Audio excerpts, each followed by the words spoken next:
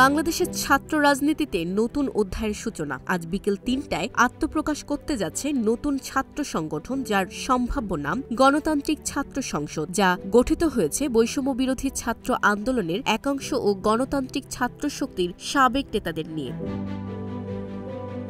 গতকাল রাতে বৈষম্য বিরোধী ছাত্র আন্দোলনের অন্যতম সমন্বয়ক আবু বাকের মজুমদার সামাজিক যোগাযোগ মাধ্যমে এই সংগঠনের আনুষ্ঠানিক ঘোষণার বিষয়টি নিশ্চিত করেন। নতুন সংগঠনটি শিক্ষার্থীদের অধিকার প্রতিষ্ঠা, গণতন্ত্র চর্চা ও স্বচ্ছ ছাত্র রাজনীতি গড়ে তোলার লক্ষ্যে কাজ করবে বলে জানা গেছে। নতুন সংগঠনের কেন্দ্রীয় কমিটির আহ্বায়ক আবু বাকের মজুমদার, সদস্য সচিব জাহিদ আহসান, মুখ্য সংগঠক তাহমিদ আল মুদাসসির চৌধুরী এবং মুখপাত্র আশরেফা খাতুন। নেতারা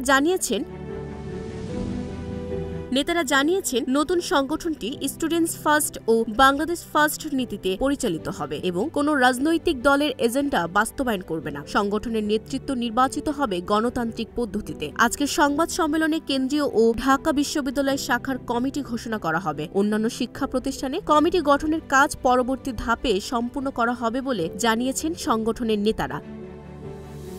এই নতুন সংগঠন কি ছাত্র রাজনীতিতে সত্যিই নতুন ধারার সূচনা করবে, নাকি পুরনো রাজনীতিরই পুনরাবৃত্তি? এখন সেটাই দেখার বিষয়।